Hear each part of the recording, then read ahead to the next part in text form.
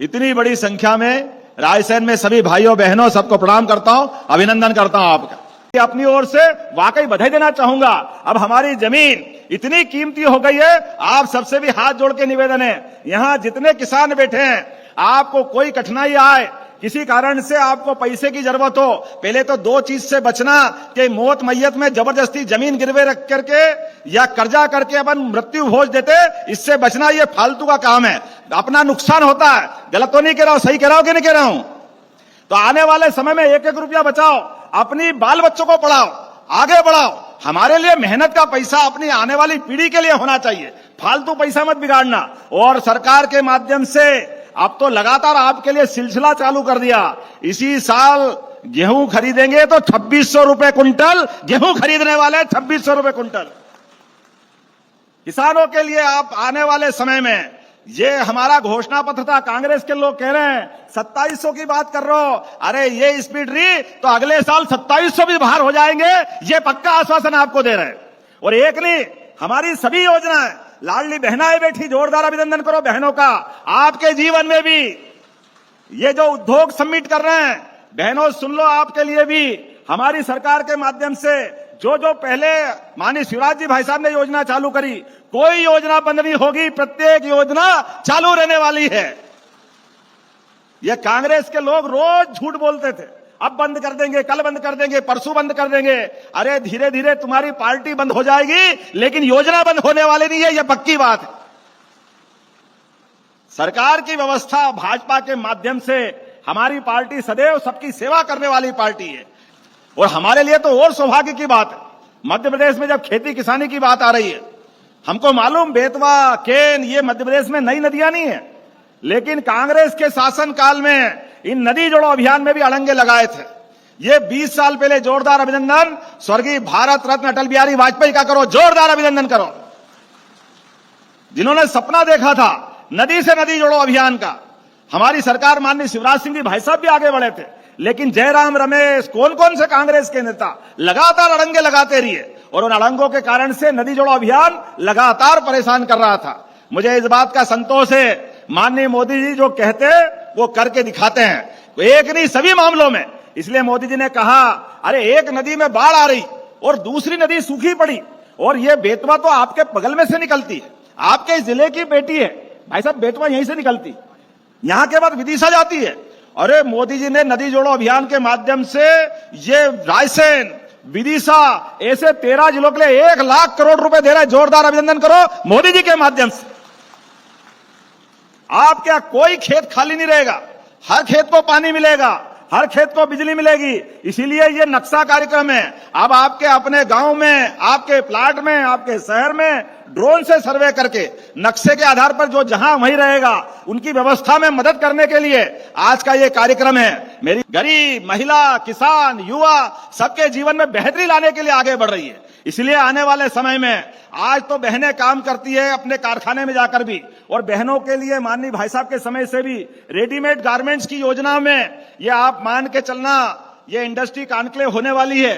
उसके पहले संभाग में हमने इंडस्ट्री कॉन्क्लेव की है, और जो बहनें घर से अपना काम करेगी उनको घर पे, लेकिन जो अपने कोई कपड़े बनाने के लिए सिलाई मशीन लेकर के काम करना है, तो इनके अंदर भी 5000 रुपया महीने का इंसेंटिव भाई साहब आपने चालू किया था।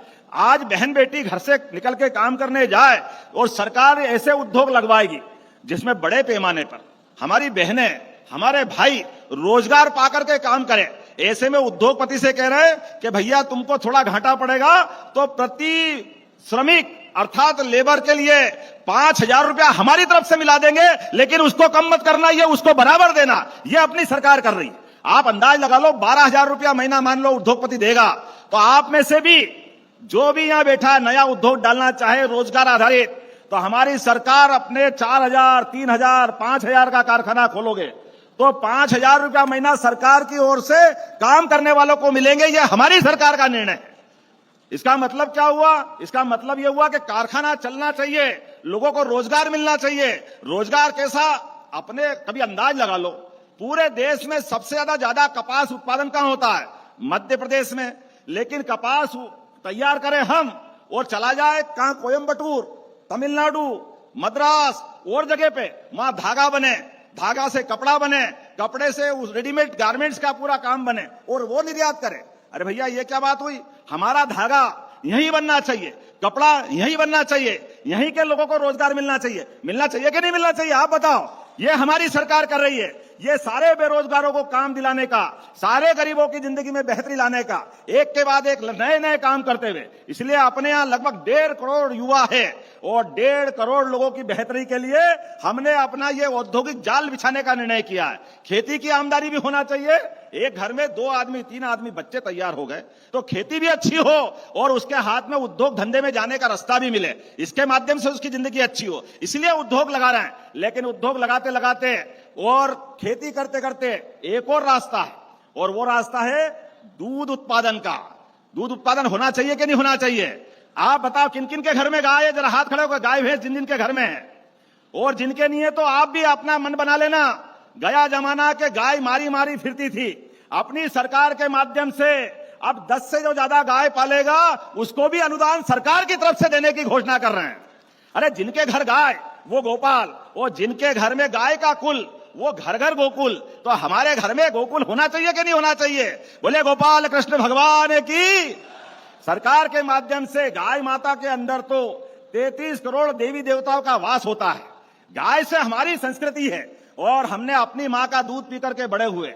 लेकिन हम तो अपने को धन्य मानते हैं। हिंदू संस्कृति में सभी पशुओं में एकमात्र गौ माता है जो अपने बच्चों को भी दूध पिलाती है और हमको भी दूध देती है। ये और कोई नहीं देता, केवल गौ माता देती है। ऐसे में गौ माता की जिंदगी बचाने के लिए सभी नगर निगम में आपके खेतों में अगर नुकसान होता है, अगर कोई गौ माता आवारा आपकी निगाह में है, लावारिस है, अपाहिज है, तो सभी नगर निगम भोपाल, इंदौर, ग्वालियर, जबलपुर, यहां तक कि रायसेन में भी गौशाला बना करके उन गाय को पालने की जवाबदारी सरकार लेने वाली है। आपके साथ खड़ी सरकार है।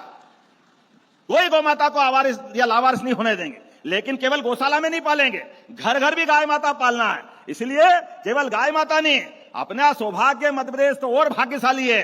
जहां भगवान राम ने अयोध्या छोड़ी तो 14 साल में 11 साल हमारे अपने चित्रकूट में रहे, तो चित्रकूट के धाम को भी जगमगाएंगे। बोला जय जय श्री राम। जब अयोध्या में भगवान राम मुस्कुरा रहे हैं तो चित्रकूट में आनंद आना चाहिए कि नहीं आना चाहिए? और जब वहां आनंद भगवान राम का आएगा तो गोपाल कृष्ण कैसे पीछे रहेंगे? अपने मध्य प्रदेश में कंस को मारने के बाद भगवान कृष्ण उज्जैन पढ़ने आए। तो ये आपसे निवेदन करता हूं, अपने लिए भी अपने बच्चों को पढ़ाने लिखाने के लिए भगवान गोपाल कृष्ण से सीखना है। कोई भी अपने बच्चों को पढ़ाने लिखाने में जरा भी कठिनाई आए, अपनी सरकार पूरी मदद करेगी।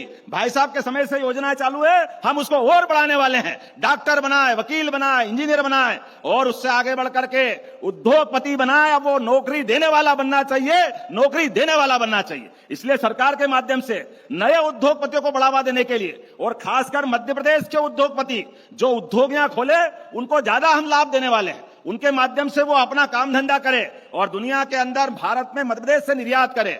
आज के इस अवसर पर ऐसी बहुत सारी योजना बता सकते हैं, लेकिन आज का यह कार्यक्रम अलग प्रकार का है और हमारे बड़े भाई भी बोलने वाले हैं। अभी मैं उनकी बात तो नहीं रोकता हूं, लेकिन उसके पहले प्रभुराम जी को भूल नहीं रहा हूं। प्रभुराम जी मुझे याद है, प्रभुराम जी के माध्यम से आज जब हम अपने यहां कृषि की बात कर रहे हैं तो कृषि उपज मंडी कैसे छोड़ेंगे? निश्चित रूप से कृषि उपज मंडी बनाई जाएगी। ताली बजाओ तो अच्छी बजाओ, नहीं तो घोषणा वापस ले लूंगा। प्रभुराम जी ने जो जो कहा है, आपने कहा कि रायसेन जिले में औद्योगिक केंद्र। अरे भैया, मेरे जितनी देर का भाषण उसमें आधे से ज्यादा उद्योग के मामले में बोल रहा हूं। तो निश्चित रूप से रायसेन के युवाओं को रोजगार दिलाने के लिए औद्योगिक क्षेत्र बनाया जाएगा। आपने कहा यहां सांची में महाविद्यालय बनाना है, सांची और देवनगर। निश्चित रूप से सांची में और देवनगर में जहां आप चाहोगे कॉलेज बनाने की घोषणा की जाती है। अपने बच्चे पढ़े लिखे, कॉलेज खुलेगा तो लाभ ही मिलना है। और बात तो बहुत सारी कर दी आपने, लेकिन आने वाले समय में हमने कहा कि केवल भगवान कृष्ण के तीर्थ नहीं बनेंगे। भगवान कृष्ण के माध्यम से हमारे अपने आप बताइए, भगवान कृष्ण अगर माथे पे मोर मुकुट लगाते हैं तो मोर मुकुट क्यों लगाते हैं? मोर मुकुट के माध्यम से वो गांव की संस्कृति को भूलते नहीं है, गांव के लोगों का सम्मान नहीं भूलते। ये गोपाल कृष्ण ने हमको सिखाया है। और विद्या में विद्या जो उनने सीखी, 64 कला, 14 विद्या, 4 वेद, 18 पुराण, सारे उपनिषद, विद्या वो जो कठिन समय में याद आए। तो भगवान ने महाभारत के इस युद्ध में अपने गीता के माध्यम से जो संदेश दिया है, वाकई शिक्षा का वो संदेश दुनिया में फैलना चाहिए। मोदी जी के लिए एक बार फिर जोरदार ताली बजाओ। इस कारण से भी अब हमारे यहां कोई विदेश का व्यक्ति आता है तो विदेश के व्यक्ति को अब अपने यहां से माननीय मोदी जी देने में पवित्र गीता की प्रति भेंट करते हैं। यह है हमारा सौभाग्य। ऐसी गीता माता के आधार पर हमारी सनातन संस्कृति को हम जानते हैं। इसलिए हमने कहा हमारी विचारधारा सर्वे भवन्तु सुखिना सर्वे संतु निरामया। किसी के लिए भी हमारे मन में कोई गलत भाव नहीं है। हम तो प्राणी मात्र में सद्भावना देखने वाले लोग हैं और विश्व के कल्याण की बात करने वाले लोग हैं। ऐसे में हमारे मन में रोम रोम में राम समाये हुए हैं, रोम रोम में भगवान कृष्ण समाये हुए हैं। इसलिए भगवान राम के जीवन की गाथाएं, भगवान कृष्ण की कहानियां अपने अपने स्थान पर सांस्कृतिक भवन बना करके वहां विचार विमर्श के लिए, और कोई दायरा नहीं है कि केवल हमारे धर्म की बात करेंगे, सभी धर्मों की बात करेंगे, लेकिन स्थान स्थान नगर नगर पर गीता भवन बनाने वाले हैं। गीता भवन यह हमारी सरकार का निर्णय है। आप गीता भवन बनाएंगे तो भागवत जी कराना हो, सप्ताजी कराना हो, रामायण कराना हो तो हमारे गीता भवन काम आएंगे। और बच्चों को अलग से कोई आयोजन करना हो, कहीं कोई लाइब्रेरी चलाना हो, ये गीता भवन में सारी व्यवस्था की जाएगी। और सरकार पर्याप्त धनराशि देकर के, मुझे बताया आपने अपना सामुदायिक भवन मांगा है, क्या मांगा? सभागार। तो गीता भवन के माध्यम से रायसेन में बड़ा गीता भवन बना जाएगा जिसमें ये सारी बातें जोड़ेंगे।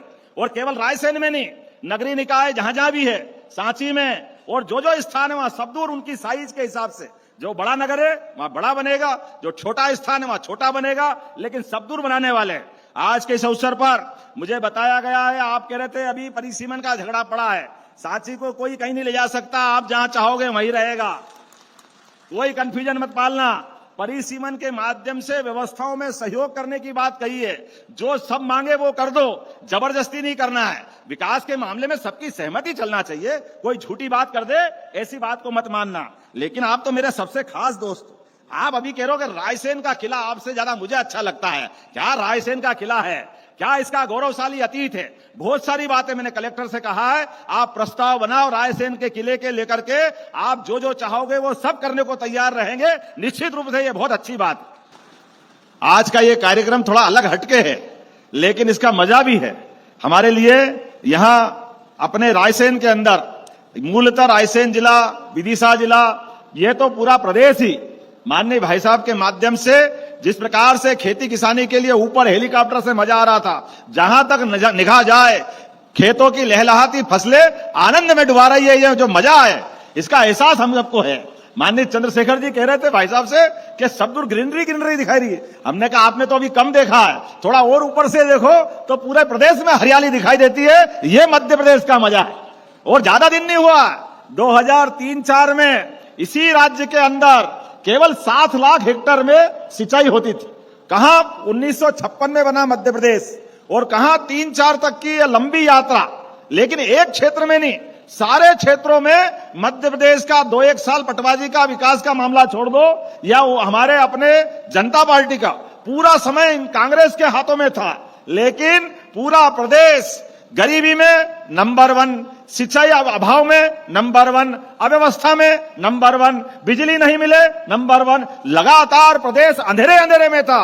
जिस प्रकार का समय चल रहा है, अब रात में आपको पानी खेती में लगाने की जरूरत नहीं है, दिन में बिजली मिला करेगी, दिन में बिजली अपने खेतों के अंदर मिलेगी।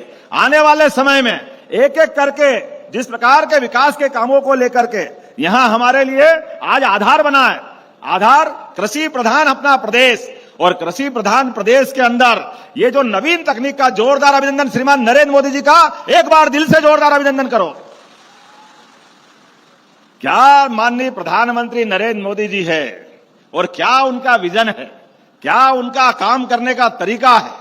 दुनिया के सारे देश, कौन ऐसा देश का दुनिया का बड़ा नेता नहीं है जो मोदी जी का स्वागत करने के लिए तैयार नहीं है। ये उनका नहीं, पूरे देश का अभिनंदन है। ये हमारे लिए सौभाग्य की बात।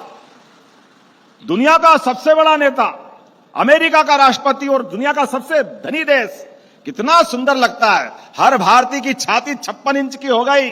जब प्रधानमंत्री कुर्सी पे बैठ करके 2 शब्द लिखने गए, अमेरिका का राष्ट्रपति कुर्सी सरका के मोदी जी के लिए सम्मान दे रहा है। यह आनंद की चीज।